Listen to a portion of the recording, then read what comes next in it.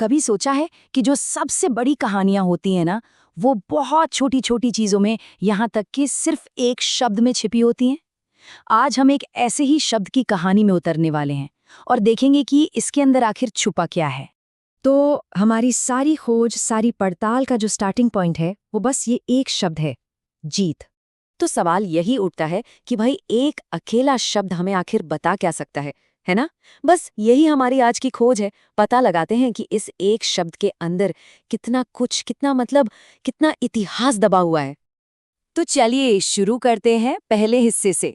एक नोट, एक नाम। हमारी पूरी कहानी की जड़ यहीं पर है। देखिए, हमारी ये जो पूरी खोज है ना, वो इसी एक शब्द पर टिकी है।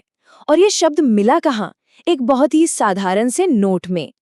ये बात हमें याद दिलाती है कि अक्सर जो सबसे गहरी बातें होती हैं, वो सबसे सिंपल, सबसे आसान सी जगहों पर ही मिल जाती हैं। चलिए अब आते हैं दूसरे हिस्से पर। जीत का मतलब क्या है?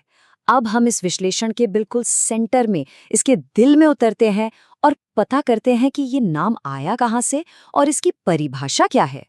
अच्छा, इस नाम का जो भाषाई सफर है वो बड़ा ही दिलचस्प है। मतलब आज का जो शब्द है जीत, इसकी जड़ें, इसका कनेक्शन सीधा प्राचीन संस्कृत तक जाता है। ये निकला है मूल शब्द जित से, जिसका सीधा सीधा मतलब विजय की भावना से है। तो लीजिए, जवाब हमारे सामने है। जीत, जो कि संस्कृत के शब्द जित से आया है, उसका मतलब है विजय या सफलता। मतलब ये सिर्फ एक नाम नहीं हुआ, ये तो एक तरह की घोषणा है, एक उम्मीद है जो किसी को उसके जन्म के वक्त दी जाती है। सोचिए, सिर्फ एक शब्द और मतलब मानो पूरी दुनिया समाई हो।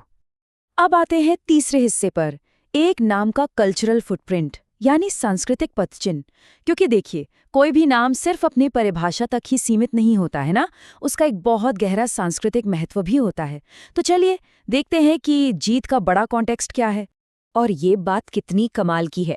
इससे पता चलता है कि विजय या जीत की जो इच्छा है ना, वो किसी एक जगह की नहीं, वो एक यूनिवर्सल ह्यूमन फीलिंग है। जैसे हमारे यहाँ भारत में जीत नाम है, ठीक वैसे ही लैटिन कल्चर में विक्टोरिया है।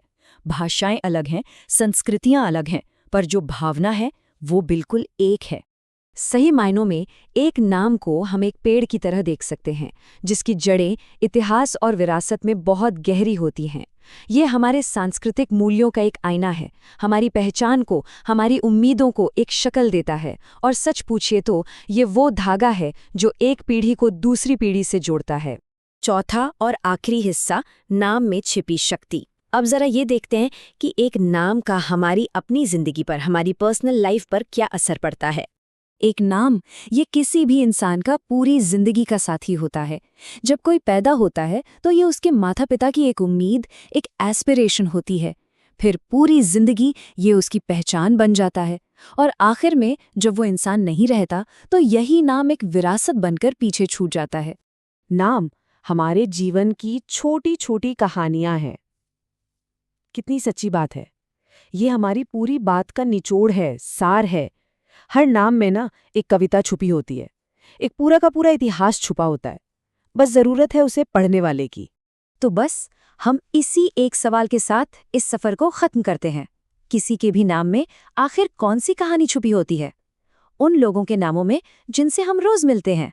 हर नाम के पीछे एक अनकही कहानी है, जो बस इस इंतजार में है कि कोई उसे खोजे।